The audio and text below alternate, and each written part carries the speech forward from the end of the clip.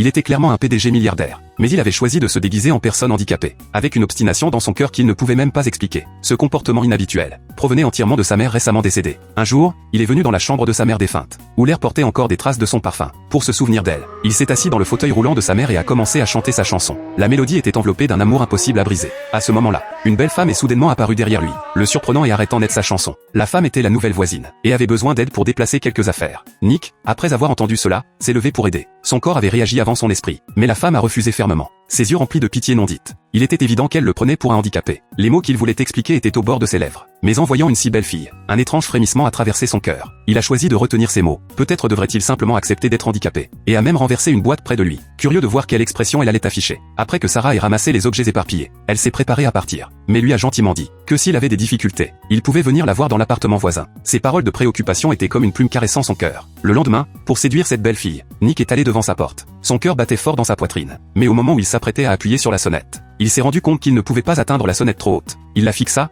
les dents serrées. Finalement, il n'eut d'autre choix que de se lever pour appuyer dessus. Puis, Nick prit une expression de pitié, avec ses yeux et sourcils affichant une fragilité intentionnelle. Lorsque Sarah ouvrit la porte, il lança immédiatement sa performance improvisée, disant qu'il se sentait très seul ce jour-là, et demanda s'ils pouvaient déjeuner ensemble. Sa voix cachait une attente à peine perceptible. Sarah l'invita gentiment dans son appartement. Voyant que son plan avait réussi, Nick sourit avec satisfaction, un sourire triomphant sur les lèvres. Ils s'assirent ensuite tranquillement à la table à manger. Nick utilisa à nouveau son comportement raffiné, pour inviter Sarah à dîner avec lui, ses doigts effleurant doucement la nappe. Mais Sarah trouvait toujours des excuses pour éviter le sujet, comme si elle dansait un ballet indirect. L'atmosphère devint de plus en plus gênante. L'air semblait figé en un mur transparent. Juste au moment où Sarah allait se lever pour partir, Nick ressentit une impulsion monter en lui, la vérité presque prête à exploser de sa gorge. Il voulait dire à Sarah qu'il n'était pas vraiment handicapé, mais la raison restante arrêta cette impulsion folle. Il dit plutôt que bien qu'il soit handicapé, il était milliardaire, avec des centaines d'entreprises en Italie et en Europe. Sa voix avait un ton volontairement vaniteux. Sarah était sceptique, mais elle capta avec finesse le ton derrière les mots de Nick. Elle l'invita donc à passer le week-end chez ses parents à la campagne. Cette proposition toucha une corde sensible dans le cœur de Nick, comme des feux d'artifice éclatant en lui. Il accepta sans hésiter, de peur de perdre sa chance si un instant de plus s'écoulait. Cependant, quand Nick arriva réellement chez Sarah, il découvrit sa véritable intention. C'était de le présenter à sa sœur. Lorsque Nick vit sa sœur pour la première fois, sa beauté fraîche et pure, comme l'aube brisant la brume du matin, fit frémir le cœur de Nick en un instant. Mais la seconde suivante, le sourire sur son visage se figea peu à peu, comme une surface de lac gelé. En voyant Ella sortir un fauteuil roulant de la voiture,